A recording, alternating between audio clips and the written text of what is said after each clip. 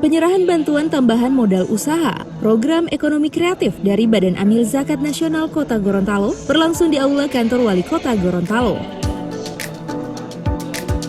Bantuan ini diberikan secara 2 tahap. Untuk tahap pertama kepada 50 orang dari 5 kecamatan dan 50 orang lainnya akan diberikan pada Idul Fitri mendatang.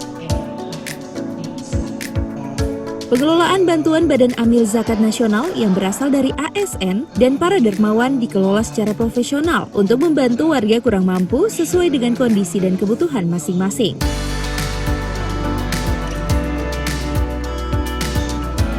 Kinerja Basnas Kota Gorontalo sejak terjadinya pandemi COVID-19 cukup masif dengan menggelar berbagai kegiatan untuk penyaluran bantuan sehingga turut berperan terhadap pemenuhan kebutuhan warga. Bantuan yang diberikan ini berisi 34 item barang, antara lain beras 50 kg, minyak kelapa 1 galon, gula 25 kg, dan telur 5 bak. Sehingga jika ada item yang tidak termasuk dalam paket bantuan tersebut, dapat dilaporkan ke pihak Basnas Kota Gorontalo. Yang berikut, nanti setelah Ramadan atau mungkin menjelang Idul Adha, itu supaya Bapak Ibu bisa menikmati juga bantuan ini.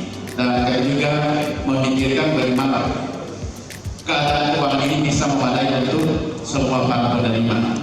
Yang berikut juga kami sampaikan pada Pak Wali bahwa barang-barang ini dikhawatirkan akan mengalir ke bursa setoran beto atau apa.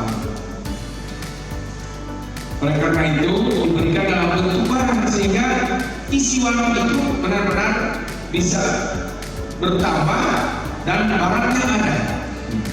Tadi yang kita serahkan secara simbolis yang ada di dalam gambar itu dalam tulisan itu, tapi barangnya sudah siap diantarkan oleh para abang bentor sampai ke tempat kepada ibu sekalian.